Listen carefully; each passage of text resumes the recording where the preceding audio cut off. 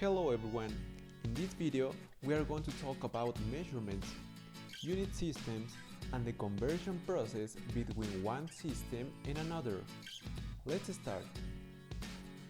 Easily, measuring is to represent a magnitude with a quantity and a unit, not only for distance, volume, density or things like that, but also for easier things. For example, if I go to buy some tomatoes, I have to ask how many and what I want. I cannot just say, may I have 4 please? For what? Or may I have tomatoes please? How many? So measurements are important to have a correct communication. And with this in mind, we can ask us this question: what can we measure? It may seem like a pointless question, but we cannot measure everything. There are qualitative variables that express characteristics or qualities. For example, we cannot measure how cute a dog is or how ugly it smells. We cannot represent it with a number. On the other hand, we have quantitative magnitudes. Are those that we can measure and express with a quantity and a unit. For instance, we can use a ruler to measure the length of a notebook.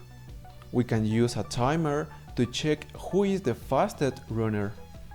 Or we can use a weighing machine to weigh some potatoes. Now, let's talk about unit systems. There are two main systems. First, we have the imperial system. It is commonly used in England and US. Here we have some units from this system. For example, to measure distance, there are inches, yards, foot, and miles. Or for weight, there are pounds and ounces. Then we have the international system of units. And with this one, let's talk about the 7 fundamental units. And why fundamental? Because with them, it can be built any other unit. Also, there is a system called metric system. It is used when we need to calculate one unit or in a correct scale, whether big or small. This system uses prefixes based on multiples of 10. For instance, let's talk about the base unit meter. Something 10 times larger than a meter is a decameter. Something 10 times larger than a decameter is an hectometer, etc. Now smaller. Something 10 times smaller than a meter is a decimeter. Something 10 times smaller than a decimeter is a centimeter. Finally, we can build different equivalences. For example, 1 kilometer is equal to 1000 meters, or 1 meter is equal to 100 centimeters. In the same way, we can do it with other units. Now, of course, there are equivalences between the imperial and the international system. Here we have some of them. Hi everyone! On this section, we are gonna do some exercises about unit conversion. Our first exercise is about convert 2.2 kilometers to meters. The first step that we have to do is to write down the equivalence between these two units. We have already know that 1 kilometer is equal to 1000 meters. Then, to start with this problem, we're gonna write again this first data, 2.2 kilometers, and then we are going to multiply this data by an equivalence factor. This equivalence factor is like a fraction. Yep. And now we have to observe this. The first data we have the unit kilometers. So in this fraction, at the bottom of the fraction, we are going to write down kilometers also. And at the top of the fraction, we are going to write the unit that we are going to have at the finish. In this case is meters. So then we are going to write the numbers of the equivalents. In kilometers we have 1, and in meters we have 1000. 1000. So with this equivalence factor, we can start the operations between these two quantities. So we are going to multiply first the numbers. We have 2.2 times 1000. 2.2 times 1000. And then we have to operate the unit. We're going to write a line fraction, and at the top we have kilometers times meters. Kilometers times meters. And at the bottom we only have kilometers. Okay, so we can do these operations. 2.2 times 1000 is equal to 2200, and this dimensional analysis, we have kilometers at the top and kilometers at the bottom, so we can cancel out these two units and we have only meters as a result. Finally, we can say that 2.2 kilometers is equal to 2200 meters. Now let's do this second exercise. We are gonna convert these 800 meters to kilometers, and for this we also can use these equivalents, kilometers to meters. So we are going to start at the same way as the last problem. We have to write down again our first data, 800 meters, and then we are going to write down an equivalence factor. But now, again, we have to notice that the first unit that we have is meters. So in this equivalence factor, we are going to write down meter at the bottom of the fraction, meters. And at the top, we are going to write the unit that we want at the finish. In this case is kilometers. Kilometers. And then we have to write the amount, the quantities that we have this in this equivalence. In kilometers we have 1, and in meters we have 1000. And with this we have to start the operation. Let's write the equal sign, and we are going to multiply the numbers first. As a fraction again, we have 800 times 1, 800 times 1, and at the bottom we have only 1000. 1000.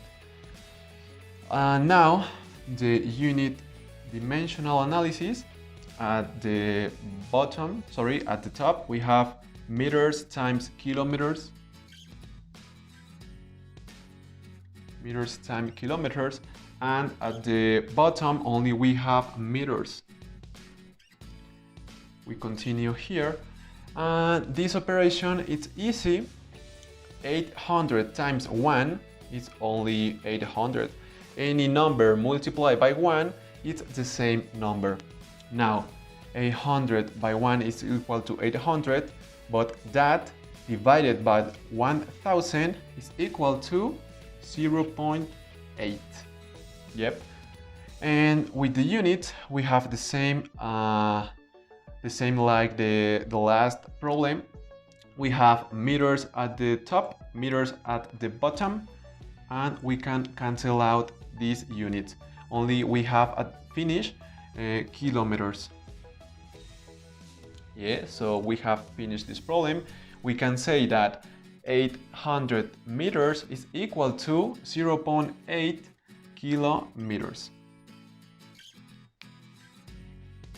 Now, in this third problem, we have to convert from an unit from the imperial system to a unit from the international system of units.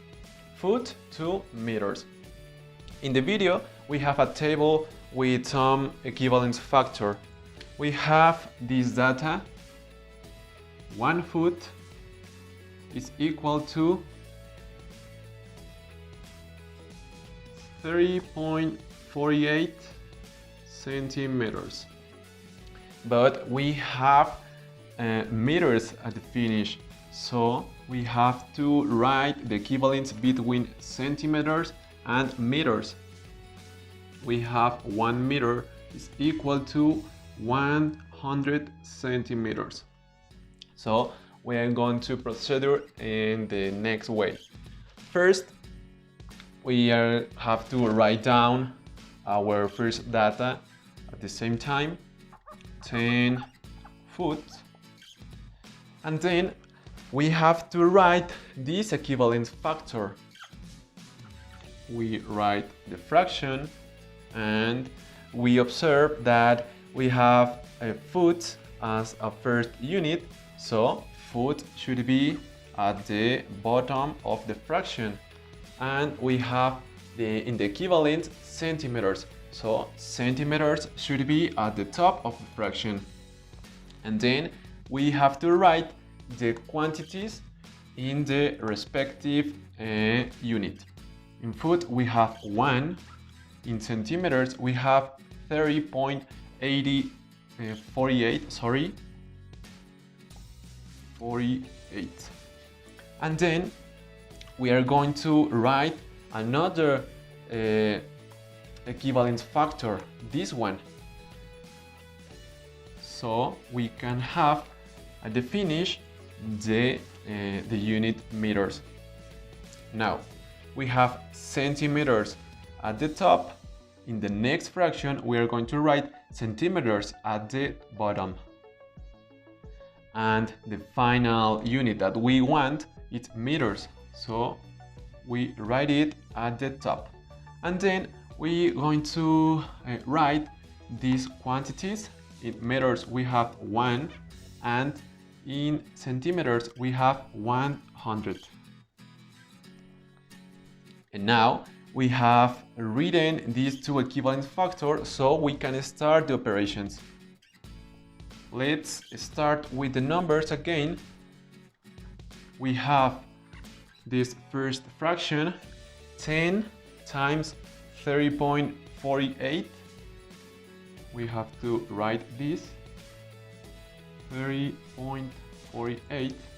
And at the bottom we have 1 times 100.